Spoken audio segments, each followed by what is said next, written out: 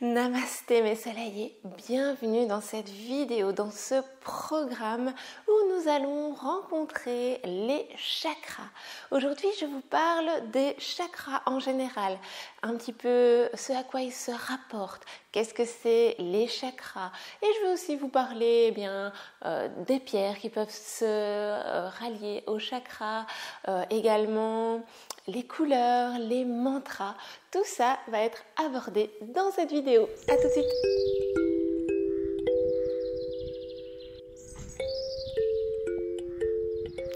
Bienvenue dans cette vidéo sur les chakras.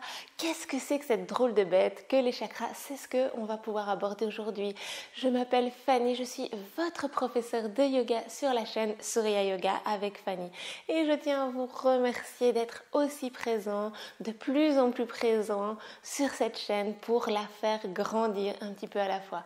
N'hésitez pas à venir commenter, liker et surtout partager auprès de vos amis, des personnes qui pourraient être intéressées sur la question ici des chakras. Souvent on parle d'ouvrir ses chakras ou on a les chakras un petit peu refermés. Pourquoi est-ce qu'on parle de ça? En fait, les chakras, ce sont des vortex en rotation. Il y en a tout au long de notre corps, dans notre corps, mais principalement, on va parler de 7 chakras principaux qui sont ceux qui sont les plus importants et qui ont le plus d'impact dans notre vie. Chakra en fait signifie roue, vortex, en rotation, ça signifie vraiment le mouvement. Quand on fait la posture Chakrasana où on est en fait dans le pont, c'est pour un petit peu signifier cette roue, ce vortex en rotation. Pourquoi on parle d'ouvrir ses chakras?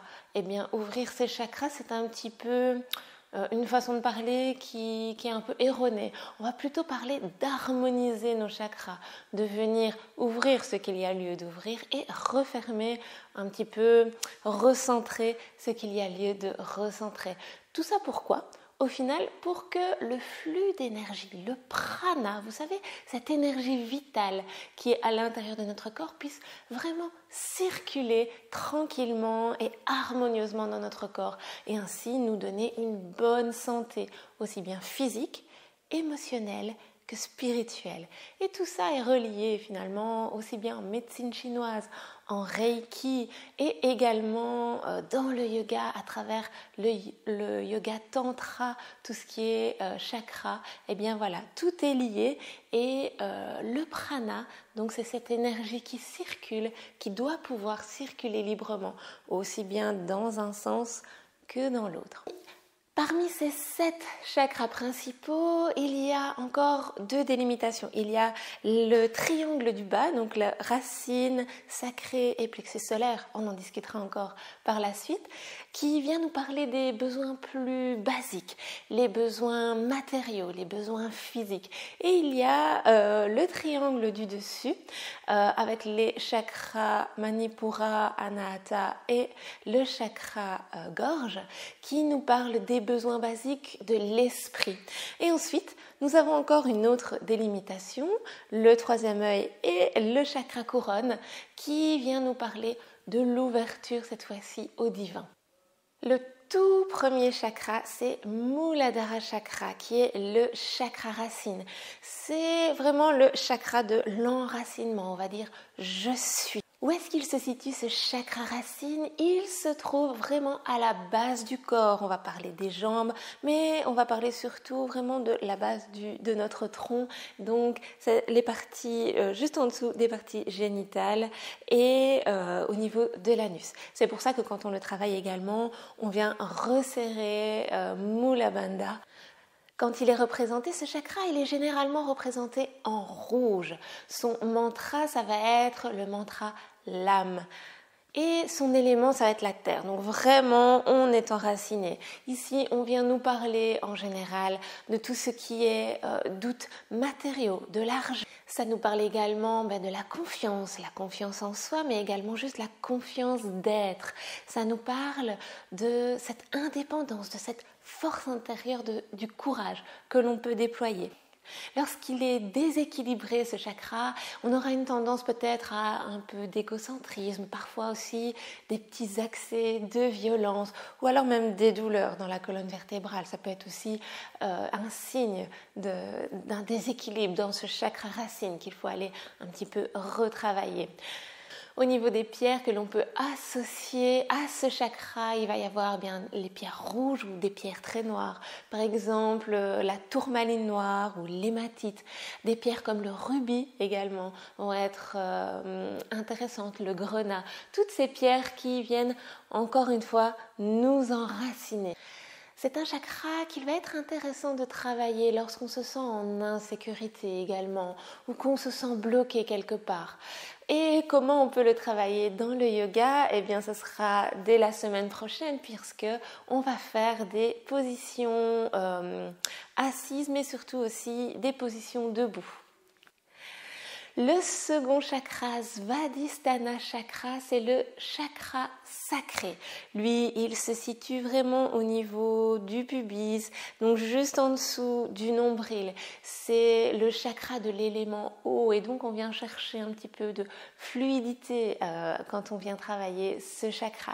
Sa couleur sera le orange. Son mantra que l'on pourra chanter également au cours de ce programme, ce sera VAM. Son élément, comme je l'ai dit déjà, c'est l'eau. On va pouvoir travailler ce chakra avec toutes des pierres oranges telles que la calcite orange, la topaze impériale, la cornaline. Ce sera toutes des pierres très intéressantes à poser sur soi si on sent qu'on a un déséquilibre. C'est le chakra des plaisirs, de toutes les sortes de plaisirs, aussi bien les plaisirs sexuels que les plaisirs de la nourriture, les plaisirs de la vie en général. C'est le fait d'être ouvert également aux autres, aux personnes qui nous entourent.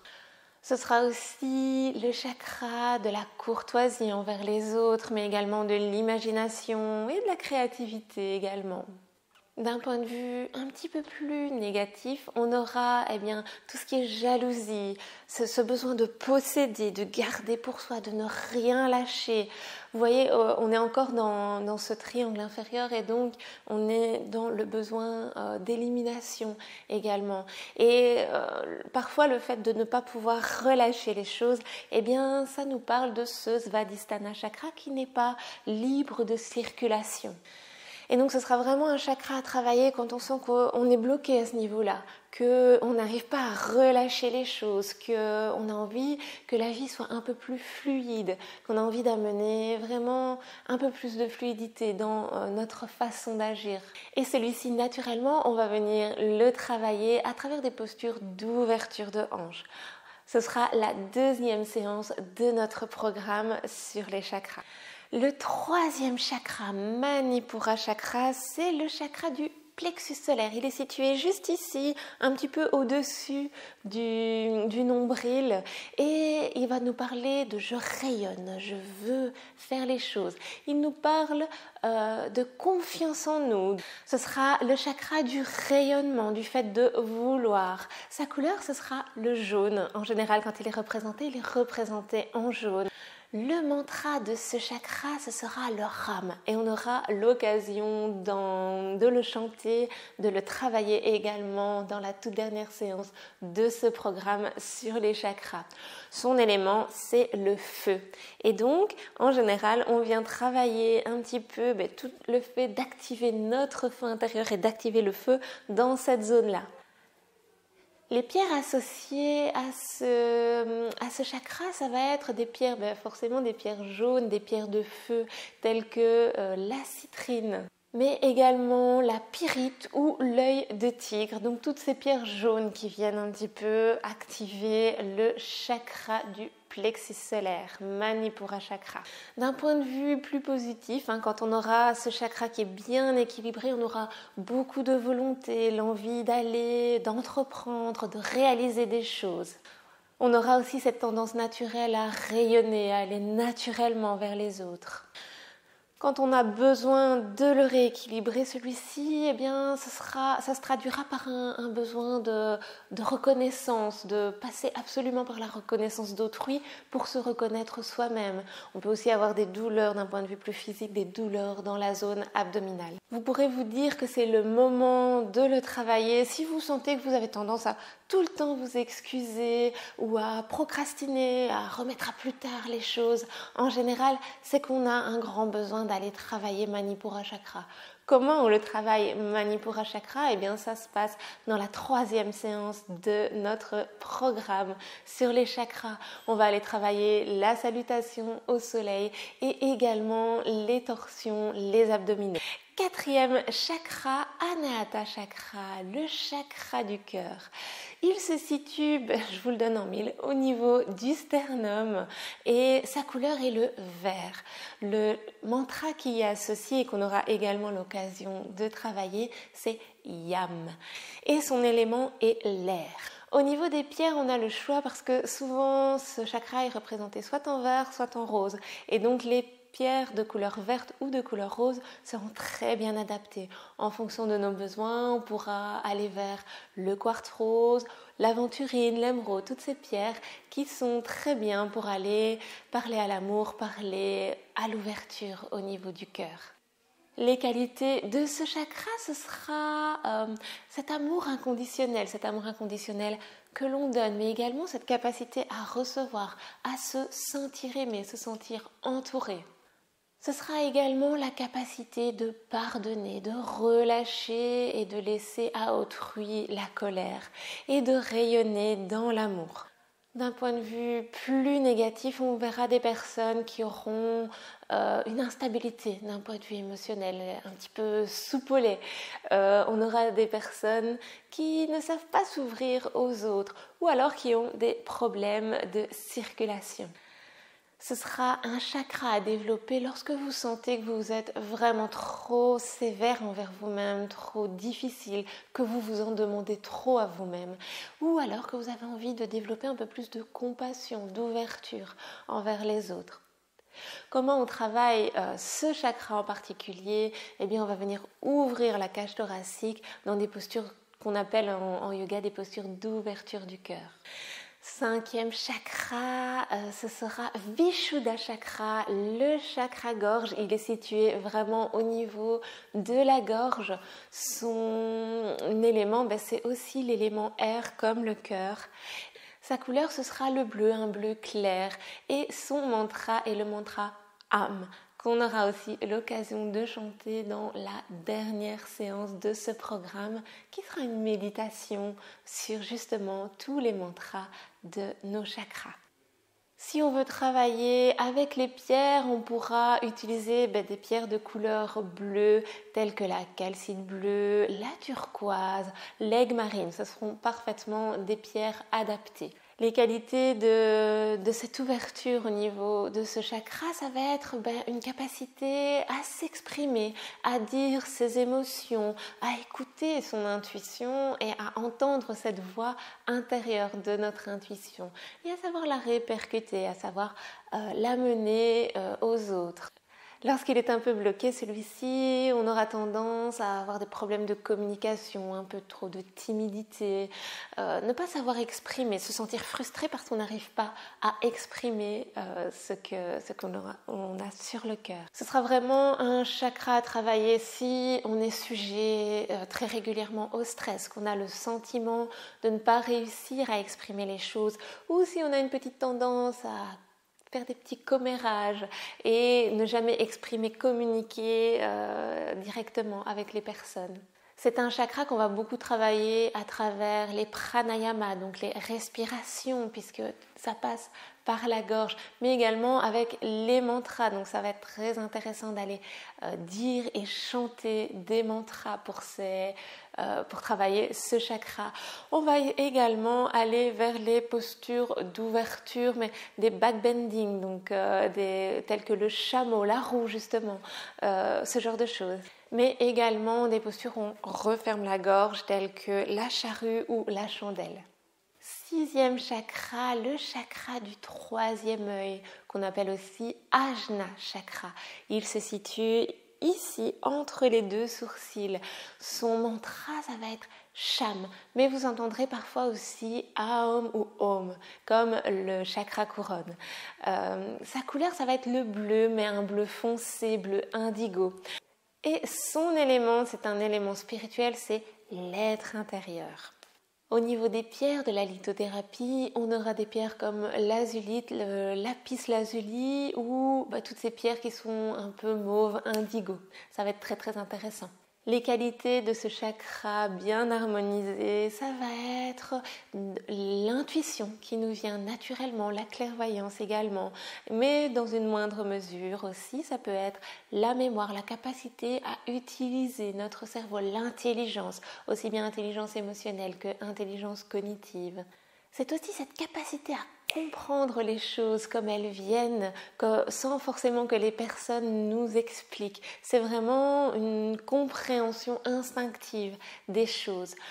Lorsqu'il est déséquilibré, ce chakra, il y aura énormément de peur en nous, mais également des problèmes de concentration au niveau de la mémoire, également des pertes de mémoire. Ça peut aussi se traduire par du cynisme, des tensions intérieures, à cause du décalage qu'il y a lieu entre l'intuition et justement cette absence d'intuition, cette absence de connexion avec l'intuition.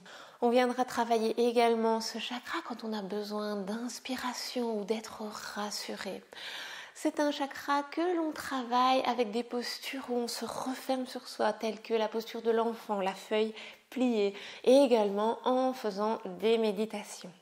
Le dernier chakra, le 7e chakra, c'est le chakra couronne, Sahasrara chakra. Il est situé au niveau vraiment de là où on avait, quand on était bébé, notre fontanelle.